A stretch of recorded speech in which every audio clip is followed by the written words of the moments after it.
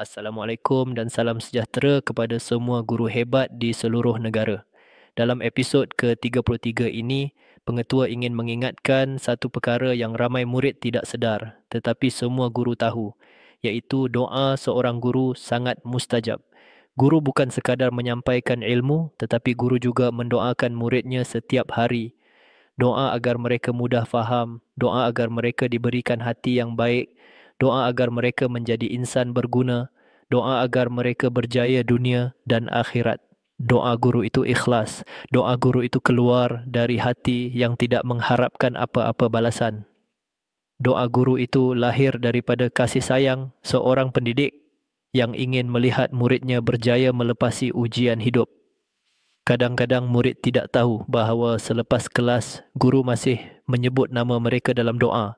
Kadang-kadang murid tidak sedar bahawa kejayaan mereka hari ini adalah hasil doa seorang guru yang tidak putus-putus meminta yang terbaik untuk mereka. Kadang-kadang murid tidak nampak bahawa walaupun mereka buat silap, guru tetap mendoakan perubahan mereka.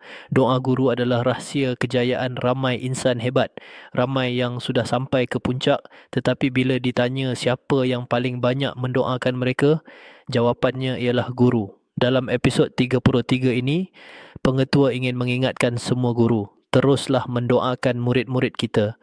Doa itu adalah hadiah paling besar yang boleh kita beri, dan doa itu juga menjadi sedekah ilmu yang berpanjangan.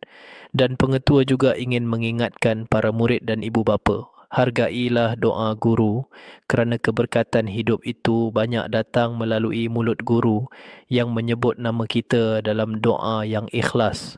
Sesungguhnya doa guru sangat mustajab. Ia mengangkat, membimbing dan melindungi murid dalam perjalanan hidup mereka. Jika pesanan ini bermanfaat, jangan lupa subscribe channel Pengetua AI. Jumpa lagi dalam episod seterusnya.